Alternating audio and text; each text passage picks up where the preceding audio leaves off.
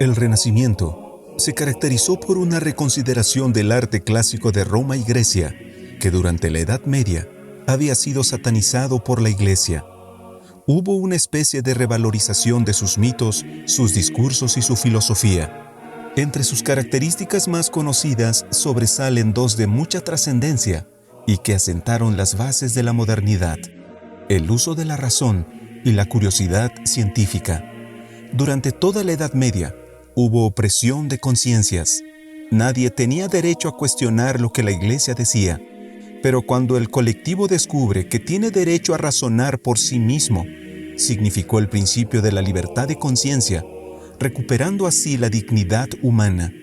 En su novela México ante Dios, condenando esta opresión a lo largo de toda su historia, Francisco Martín Moreno dice: ¿qué somos si ni siquiera podemos pensar por nosotros mismos? En esta nueva forma de pensar surgió la Reforma Protestante.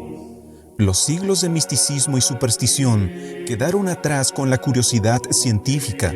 Esto provocó avances significativos en la anatomía, la astronomía, la biología, la botánica, entre otras disciplinas de la ciencia, importantes contribuciones que asentaron la base de la modernidad.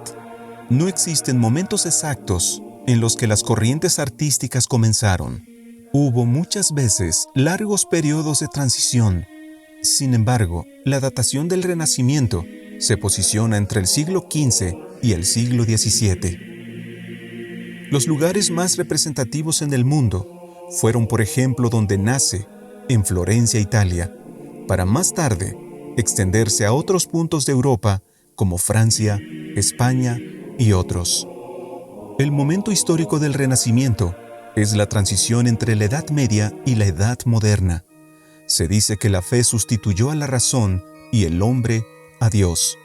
Pero más bien, la fe se basa en principios, en un escrito está, y no en tradiciones, sentimientos y emociones.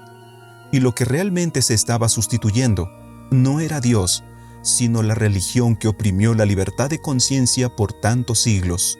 Prueba de ello fue el surgimiento de la Reforma Protestante. Los autores principales del Renacimiento fueron Miguel Ángel, Leonardo da Vinci, Sandro Botticelli, Rafael Sanzio y Doménicos Theotokopoulos, conocido como el Greco.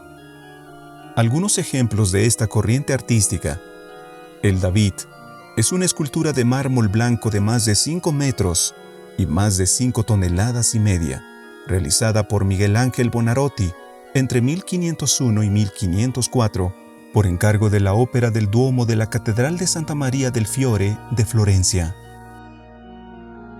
La Piedad de Miguel Ángel, la Virgen María sosteniendo a su Hijo Jesucristo muerto. Esta obra es de bulto redondo, lo que significa que se puede ver desde todos los ángulos, pero el punto de vista preferente es el frontal, esculpida entre 1498 y 1499. La creación de Adán, un fresco en la bóveda de la Capilla Sixtina, pintado por Miguel Ángel alrededor del año 1511. Un episodio clásico del Génesis, el primer libro de las Sagradas Escrituras, en el que Dios le da vida al primer humano, Adán. El juicio final. El juicio final o juicio universal es un mural realizado al fresco para decorar la ábside de la Capilla Sixtina, pintado entre 1536 y 1541. Una obra extraída del enigmático libro del Apocalipsis, el último libro de las Sagradas Escrituras. La Última Cena es una pintura mural hecha por Leonardo da Vinci entre 1493 y 1498.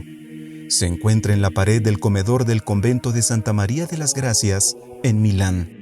Una escena clásica descrita en los Evangelios del último momento en que los apóstoles convivieron con su Maestro antes de su muerte. La Anunciación, un óleo sobre madera pintado por Leonardo da Vinci que representa sus primeros pasos en la pintura, realizada entre 1472 y 1475.